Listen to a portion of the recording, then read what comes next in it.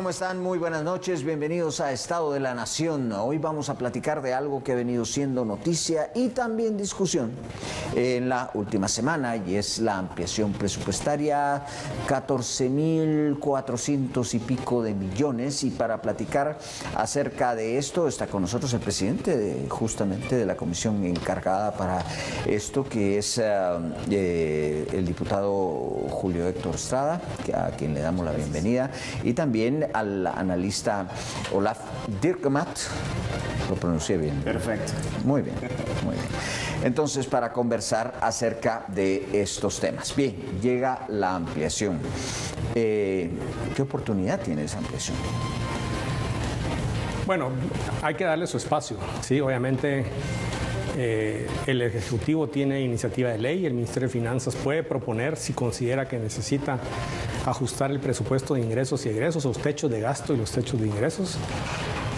Tenemos que darle una discusión técnica, ver cada rubro, cada institución, los supuestos macroeconómicos, la base fundamental.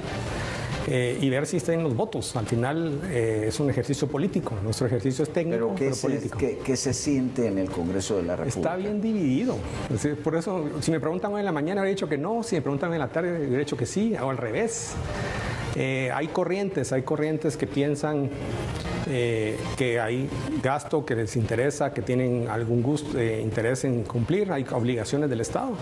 Y hay quienes piensan que no hay que darle más dinero al Estado, que no han ejecutado y que para qué necesitan más.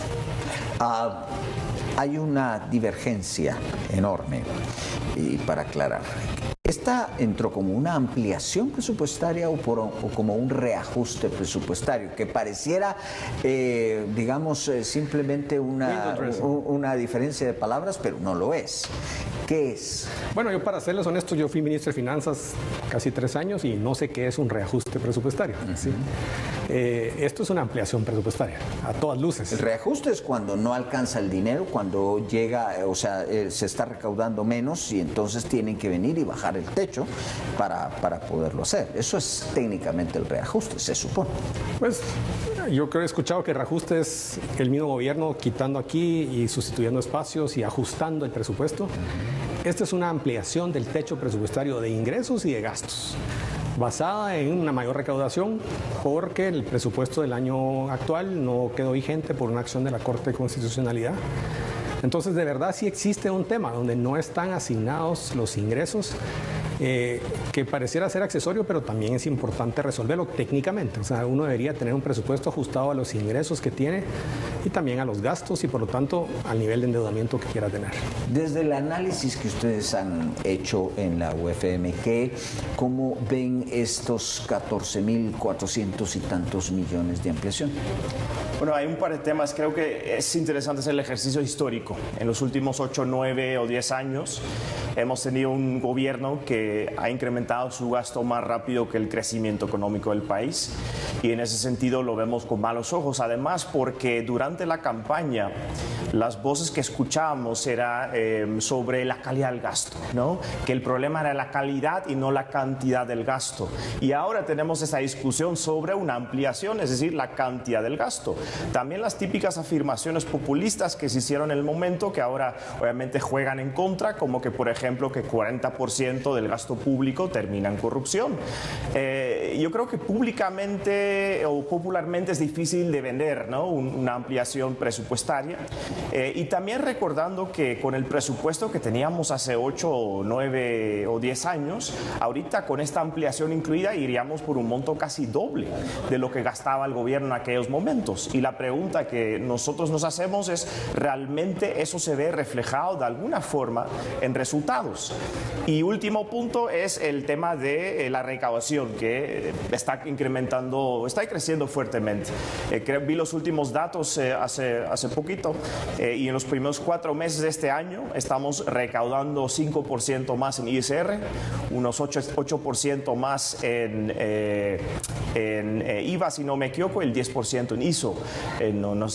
Si algunos de los montos pues no son correctos, dejo ahí un disclaimer, pero está creciendo y está creciendo más rápido el crecimiento económico, y creo que el debate sincero tercero que se debería tener es qué hacer con esta recaudación, ¿no? Realmente un aumento del gasto público en sí es la opción preferida y luego obviamente a los rubros a donde deberían de ir estos incrementos. Pero la pregunta también debe ser, ¿queremos gastar más? ¿O hay otros destinos para el mismo dinero que claramente está siendo recaudado? Un buen momento económico y coyuntural del país. 131.400 y algo quedaría el presupuesto. Si esto es así, en septiembre estarán presentando un presupuesto. Y yo nunca he visto un presupuesto que quede tabla, sino que presentarán otro a la alza. Y posiblemente estaríamos llegando a ver, me voy a aventurar a una cifra, a los 140.000, no estaría loco decir que van a pedir 140.000 millones. ¿Tiene eso lógica cuando estamos viendo lo que está pasando, tanto con la forma en que están ejecutando como con realmente que los guatemaltecos no tenemos mejores servicios? Yo creo que un aumento de presupuesto adicional a 140.000 millones, que sería 10.000 más que lo que tiene el techo propuesto ahora, que no estoy seguro que sea aprobado con la propuesta que hacen ellos técnicamente, tendría que estar muy amarrado a qué se puede hacer. Y eso requiere un ejercicio de focalización. O sea, si uno solo sube el presupuesto, que creo que es un poco donde se hacen bolas en esta ampliación presupuestaria, deciden subirla por parte de los ingresos, y eso después está amarrado a una serie de leyes que hacen que la asignación crezca automáticamente para el deporte, para la corte, para la San Carlos, para las municipalidades, y entonces una parte importante se va ahí, ¿sí? También el uso de saldos de caja no lo meten en el proceso, a pesar de que tienen saldos de caja importantes, pueden haberle permitido dirigir más dinero a cosas más prioritarias. Y si uno preguntara cuál es la gran apuesta prioritaria de este presupuesto, no tiene apuesta prioritaria, no dice más que cumplir con algunas obligaciones que existen a nivel de techo y de obligaciones que se heredaron del gobierno anterior, que sí utilizó el presupuesto de una manera muy clientelar y dando una continuidad de gastos de funcionamiento, contratando gente en el último semestre, haciendo contratos a principio de año que no se pueden romper en este año. Hay un aumento del servicio de la deuda pública, por ejemplo, de 2.000 millones de quetzales versus lo que había el año pasado, que es resultado del aumento en las tasas de interés. O sea, sí es real que se necesita un poco más de espacio presupuestario. Ahora, para el año 2025, que es un poco el ejercicio que estamos haciendo, adelante un poco el ejercicio que estamos haciendo en la comisión, que pensamos hacer es, bueno, ustedes proponen 14.000 más para este año. Hay unas cosas que van por ley, no las podemos modificar, pero el análisis es por institución. ¿Esto se lo pueden realmente gastar este año todavía? ¿Lo necesitan realmente? ¿Tiene licitaciones ya levantadas, procesos avanzados de gasto, programas montados? Un programa, por ejemplo, de vivienda prioritaria. ¿Existe el programa? ¿Existe la demanda, el número de viviendas este año? ¿O corresponde al presupuesto de 2025? Entonces, no es como que le digamos al gobierno, esto no, sino esto no ahorita porque no te lo vas a gastar, mandémoslo para el 2025, esto mandémoslo para el 2025, esto definitivamente no, ¿sí? Y esto no, mejor hagamos esto políticamente en otras cosas, precisamente para que la gente perciba que hay algo. Desafortunadamente, lo que no hay y que lo que la gente está más pidiendo es inversión pública estratégica en infraestructura. Eso no hay, porque eso toma tiempo.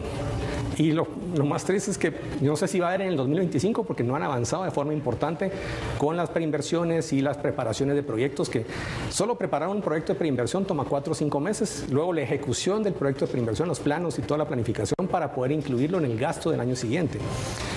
Y a junio no habían licitado ni un solo estudio de factibilidad, inversión, ingeniería, etcétera. Entonces creo que ya probablemente el 2025 también está comprometido para inversión importante en puentes, drenajes, tratamiento, inversiones importantes.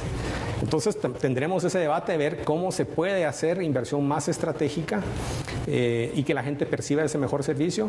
Y el reto es de gestión, como lo hablábamos antes de entrar al programa, que el gobierno tiene que lograr resultados no solamente por más recursos, asignación de recursos, sino por una mejor gestión que prometieron o que hicieron ver que tenían a su disposición, y que yo pues percibo que los perfiles de la gente que tienen una curva de aprendizaje bastante inclinada por ser gente casi toda externa a la administración pública, que tal vez ya en el segundo semestre empiezan a mostrar más resultados concretos. Y ya veremos si pueden justificar, porque la discusión del presupuesto 2025 está a la vuelta de la esquina. Se hablaba de gasto clientelar. Yamatei fue uno de los reyes de ese tipo de gastos, y todos lo sabemos. A ver, ya se anuncia ahora 1.000 quetzales de bono para familias en el interior de la República. Ese es gasto clientelar. Aquel tenía la justificación de la pandemia. Esto no tiene ninguna justificación. ¿Cómo se ve eso? Bueno, yo tenía la misma duda porque obviamente el tema clientelar es obvio, ha sido obvio, pero sigue siendo obvio. Y tenemos un gobierno que se ha pasado de purista. Y creo que lo clientelar no está desapareciendo. Yo tengo varias dudas también, tal vez lo podemos preguntar al diputado, pero por ejemplo primero los transferencias directas que son terribles. No entiendo por qué un periodista en Guatemala, lo cual pasó hace un par de semanas, alegó a un diputado que propuso una reducción de impuestos, en este caso el IVA, lo llamó populista, pero dar directamente dinero a la población, tanto en el interior, pero también en el área urbana, creo que pretenden dar 200, 250 quetzales por persona. Eso es sumamente clientelar y en ese sentido este gobierno parece que no está haciendo nada nuevo, simplemente está dando continuación a más o menos las mismas típicas políticas que hemos visto. Por ejemplo, el subsidio a la luz, que tampoco es algo nuevo, simplemente es una repetición en lo que ya se hizo. Yo también vi un incremento fuerte en la ampliación presupuestaria hacia los departamentos y creo que hay muy poca ejecución en los departamentos hasta la fecha, salvo, si no me equivoco, uno o dos muy concretos. Pero, por ejemplo, la justificación era el trabajo en drenajes, trabajos similares. Entonces, mi pregunta tal vez es, ¿eso es normal? ¿Se ve ese tipo de gasto a los departamentos para trabajar justamente parte de la infraestructura del país o al menos mantenimiento de la infraestructura del país? Me chocó bastante. ¿O es para quedar bien con algunos grupos de diputados y obtener los votos? Yo creo que las dos cosas. Es una manera de reflejar una demanda política de inversión local, que es la base electoral de Guatemala. 98, 99 diputados, no me acuerdo si 98 son distritales, son de los departamentos, sin incluir el departamento de Guatemala, digamos, que yo pongo, y la metropolitana. Si no, solamente somos 31 diputados, que somos 31 o 32 de la lista nacional. Es una asignación que el gobierno ha preparado y negociado y dirigido, reflejando un poco las necesidades de presencia local y de inversión pública que tienen los diputados, con un mecanismo de ejecución tal vez más ágil o más directo, más a nivel municipal. ¿Sí? Ahora le pregunto al exministro de Finanzas, ¿tiene eso lógica? A ver, hoy los guatemaltecos hemos más que duplicado.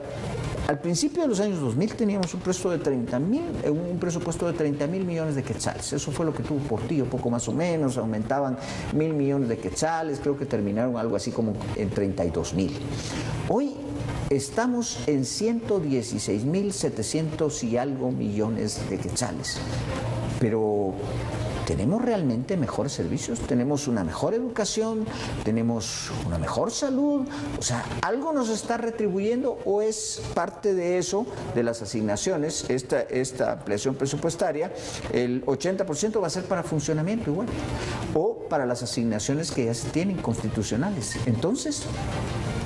Bueno, yo aquí diré algo un poco impopular, pero de esos 30,000 millones de quetzales, si se ajusta por inflación, ¿cuánto era el quetzales por habitante en el año 2000? Versus quetzales por habitante. No estamos haciendo, la vez pasada tuvimos una pregunta al respecto, pero ¿no es un poco las cuentas del gran capitán, como dicen? No. Porque, o sea, la inflación no ha crecido. No. Desde ese 2000 no ha crecido al ritmo que ha crecido el presupuesto, pero ni cerca. Pero si tomas la inflación más el crecimiento de la población, que se ha duplicado, la población se ha crecido 2 veces, entonces ya tendrías un presupuesto de 80. Estabas en 9 millones, ahora estás en 18. Estábamos en 15,000, en más o menos 14, 15 millones en aquella época. 2000 éramos 9. 2000, vaya. No éramos 9. ¿No? Ya estábamos alrededor de los 14 millones de habitantes. Y hoy estamos en 18 porque fácil se han ido 4. Fácil. Bueno, solo lo estoy acotando que lo que parece una multiplicación por 3 o lo que mencionaba Olaf, el crecimiento del presupuesto versus el PIB nominal, el crecimiento realmente es como un delta de 10%. O sea, sí, yo siento que se ha perdido una oportunidad. Yo que tuve mucho que ver y trabajé mucho y me tiré de cabeza a una transformación de gestión, tecnología, factura electrónica en línea y todo en la SAT, que comenzamos en el año 2016, 17 y 18. Se logró un delta en el crecimiento de la recaudación muy fuerte a partir del 2019 y sobre todo 20, con libre de la pandemia, 21 salió disparado y 22 y 23. y uno hubiera esperado que esa asignación fuera para hacer algo estratégico, que uno pudiera hacer el primer nivel de atención en salud, por ejemplo, algo especial, o drenajes y saneamiento. Pero fue más fuerte la presión de subir salarios, de pactos colectivos, de pagar a los veteranos militares, de subir clases pasivas. Entonces, esa falta... Pensiones. Pues sí, pensiones, clases pasivas es pensiones, yo creo que es más conocido, jubilaciones se le llama en Guatemala más que todo. Entonces, esa parte es donde digo que la focalización no se ve, y este gobierno hereda un momentum muy grande de ese gasto, que sí lo coloca con unos espacios donde incumple estas cosas, pero por ejemplo el programa que lo anuncia el presidente hoy, él tendría que haber retenido esos programas y asegurarse de guardar ese techo presupuestario para poder darle servicio a la deuda, a menos que esté apostando con el 100% de seguridad que le va a salir la ampliación presupuestaria, que yo no estoy seguro que vaya a salir 100%. Si no, le va a hacer falta ese espacio para dar cumplimiento a la deuda. Entonces está jugando un poco tirarse sin paracaídas. Lo mismo pasa con el subsidio de electricidad. Había unas falencias en el Ministerio de Salud para medicamentos, agarran 250 millones que sobraban del subsidio al gas, que ya no existe, y lo mandan al subsidio de electricidad, no lo mandan a medicamentos. Y después se quejan de que no tienen espacio para cubrir medicamentos y medicinas. Entonces, hay una discusión ahí donde no han podido apretar el cinturón, porque inclusive para poder reestructurar el gobierno y bloquear el gasto de momentum, el gasto de inercia, que se necesita experiencia pública, buenos abogados, buenos gestores, buenos sistemas de información, y ahí se han quedado cortos en el arranque. Este fin de semana sale un mensaje en redes sociales de un periodista, pero que, como es normal en Guatemala, también es bombero. Eso sucede mucho. Y daba el aviso que llevó a una persona al Hospital Roosevelt con una afección seria y no fue atendido. No fue atendido porque no tenían especialistas en ese ramo, en ese momento. Entonces, o sea, eso es lo real, eso es lo que está viviendo la gente, porque lo podemos poner en números. Y eso no es presupuesto, eso es gestión. Eso es mala gestión, es desorden. Pero sí es presupuesto, porque en cualquier empresa, si un gerente no está gestionando bien, lo último que va a poder pedir es un aumento de presupuesto en su área. Lo último que le van a otorgar, el presidente de la empresa le va a decir: estás loco, lo que tenés que es irte, renunciar. O sea, eso es lo normal que pasaría. Sí, tal vez sumando algo que es algo que yo me di cuenta, que creo que el presupuesto ha incrementado claramente. No creo que ha sido más que la inflación y más que el crecimiento poblacional, pero es una discusión técnica que se puede tener y llega a una respuesta. Pero lo que sí veo es que el peso, por ejemplo, de un Ministerio de Comunicaciones ha reducido en el tiempo, y justamente educación y salud ha incrementado fuerte. Entonces la pregunta también es, ¿el modelo que tenemos hoy por hoy es el modelo correcto para seguir metiéndole más pisto, como dicen los guatemaltecos? Y yo creo que no, porque vemos que solo va a salario, solo va a pensiones, solo a gente que quiere vivir en el Estado, y no va a resultados concretos a la población en cuanto a atención de salud y servicios educativos, ¿no? Vamos a tener que hacer una pausa, pero en unos momentos regresamos con más de esta discusión acerca del presupuesto.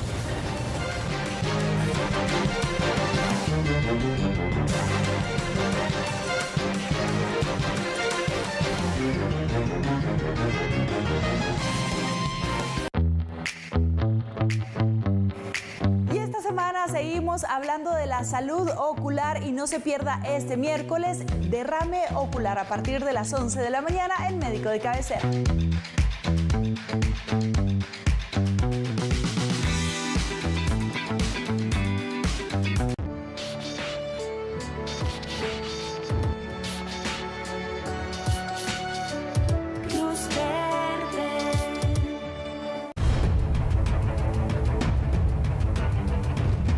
Futuro incierto. Incertidumbre. Muy pronto. Espéralo.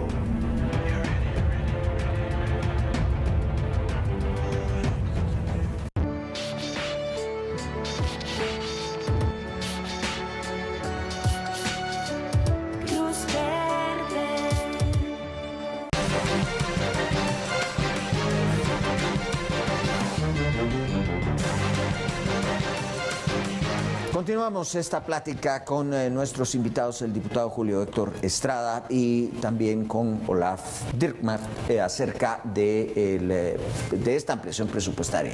Y es, a ver, yo puedo estar loco, seguro estoy loco, pero no es una ocasión esta en la que la SAT está recaudando de manera increíble en cerrar brechas presupuestarias, en que, a ver, pongámosle un stop al presupuesto, no estamos haciendo nada mejor con el presupuesto, pero podemos ir cerrando brechas dentro del presupuesto. Yo sí, es una discusión que va a haber en la Comisión de Finanzas. Si no se puede usar saldos de caja o reducir el gasto y usar parte de eso para reducir la velocidad de endeudamiento. El endeudamiento como porcentaje del PIB está cayendo y se podría caer más y dar más espacio fiscal para hacer cosas más importantes. Yo, por ejemplo, pienso que unas herramientas como la Ley de Infraestructura Vial que permita contratar basado en resultados y en servicios prestados, que va a ser un endeudamiento fuera de balance, digamos, o un endeudamiento paralelo, es más probable obtener resultados de cosas funcionando mejor y proyectos nuevos de envergadura, que es lo que el país necesita desesperadamente. Yo no sé si han visto, pero el puerto Quetzal está a punto de colapsar. Es un desastre. Puede colapsar mañana, ¿sí? Nosotros estamos haciendo una ley para poder dragar, porque a alguien se le ocurrió en 2015 quitar los dragados de la ley de contrataciones. Entonces, así de infuncional nos hemos vuelto. Entonces, sí, vale la pena evaluar si se puede reducir el ritmo de endeudamiento o el techo de la velocidad de endeudamiento, que ya viene, digamos, como crece más despacio el endeudamiento que el PIB, que eso es importante. El país, yo sé que podemos discutir con Olaf, no tiene un problema de endeudamiento, tiene un problema severo de capital, de ausencia de bienes públicos.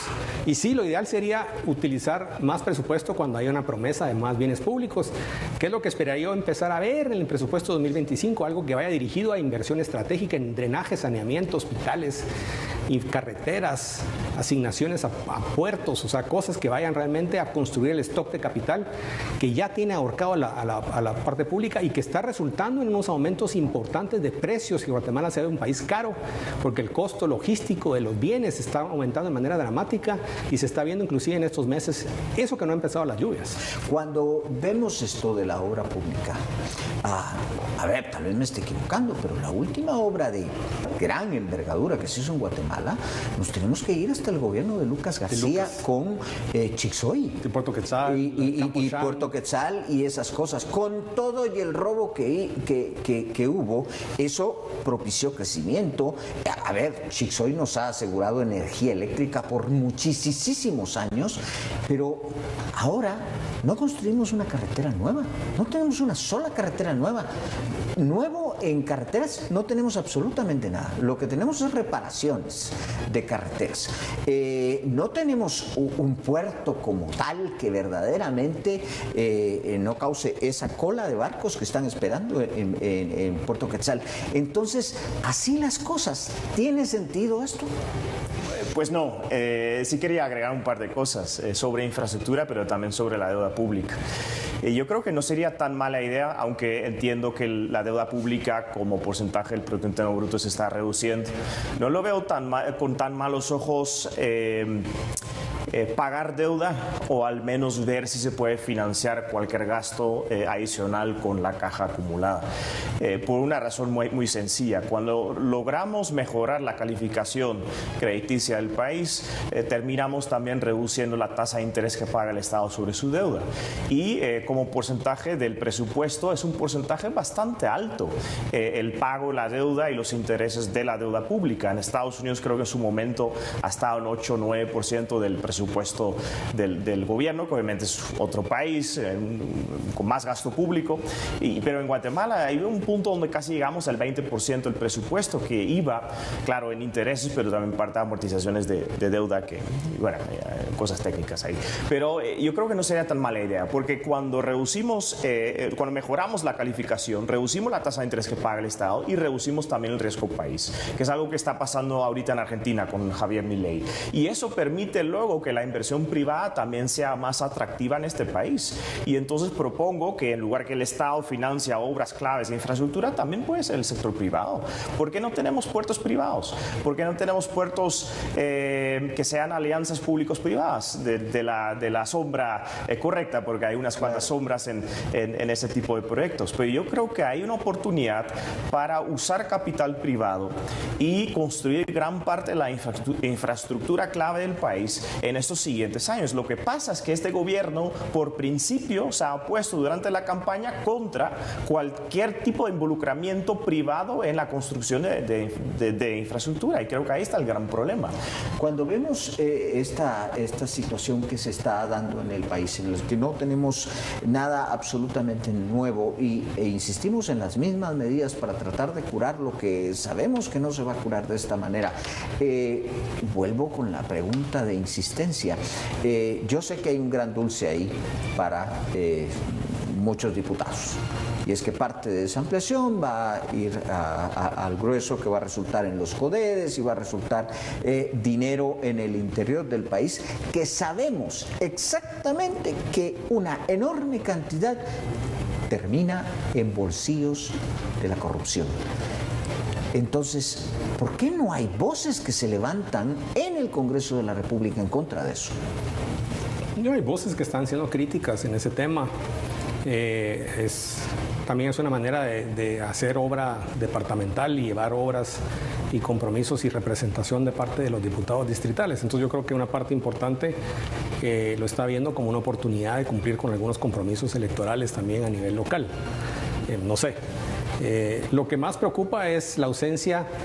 Esa obra lo que más ha hecho es que yo le llamo en buen chapín puchiteado la obra pública. La ha hecho pedacitos, por eso no hay carreteras grandes, no hay carreteras de 4 carriles, por ejemplo carretera del Atlántico. Hay un préstamo ahorita para hacer el rancho Ateculután.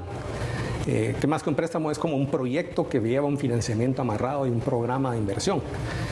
Yo creo que se pueden hacer alianzas público-privadas, pero también Guatemala tiene el balance sheet para hacer muchas cosas públicas, y lo que está fallando es la total ausencia de capacidad. Nosotros estamos planteando, y está una iniciativa para hacer reformas a la ley orgánica del presupuesto, temas de emergencia como resolver ese tema de dragados y generar una solución inmediata, que yo no sé cómo el Ejecutivo no presenta diciendo, por favor, necesito que mañana me den permiso, autorización para traer una draga porque los barcos están entrando a media carga y solo están entrando en marea alta.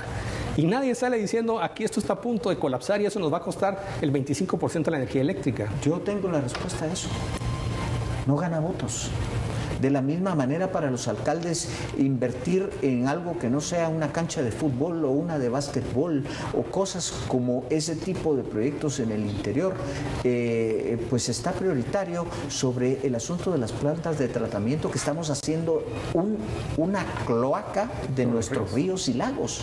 Y eso no gana votos. Acaban de meter otro recurso en contra de construir las plantas de tratamiento, pero es que eso no gana votos. Entonces, un presupuesto en esas manos, a ver, vuelvo a esto, 14,000 ahorita, y presentarán el 2 de septiembre, tienen que presentar el presupuesto. Y ese presupuesto no va a venir más bajo de los 131,000 si se les otorgaran los 14,000. Entonces estamos hablando de un presupuesto que ya crece demasiado, pero crece sin sentido. ¿Para dónde vamos así? Bueno, yo creo que uno de los peligros de aprobar esta ampliación es que va moviendo el marco de referencia, el punto de referencia. Si ahorita vamos a 140 para el 2025, puede ser un presupuesto más alto todavía, 140. Y dice, no, es que el año pasado solo fue 140, o sea, ahorita, qué sé yo, 155 no suena tan extraño, por ejemplo. Yo creo que es uno de los problemas, porque estamos moviendo cada año ese punto de referencia, lo que es normal, pero si alguien hubiera dicho que el presupuesto iba a estar en 140,000 millones de quetzales hace 8 años, hubiera sido algo obviamente fuera de... Tenemos nada más segundos para terminar. Les voy a hacer una pregunta muy directa. A ustedes como personas, no le hablo al diputado, ¿se debe aprobar esos 14,000 y pico de millones? Yo creo que se debe aprobar menos para acomodar compromisos que romperían la capacidad del gasto público. No, jamás. Bien, pues muchas gracias a ambos. Les agradezco mucho por haber estado con nosotros acá en el Estado de la Nación. Muchas gracias a todos ustedes por habernos acompañado en este programa. Buenas noches.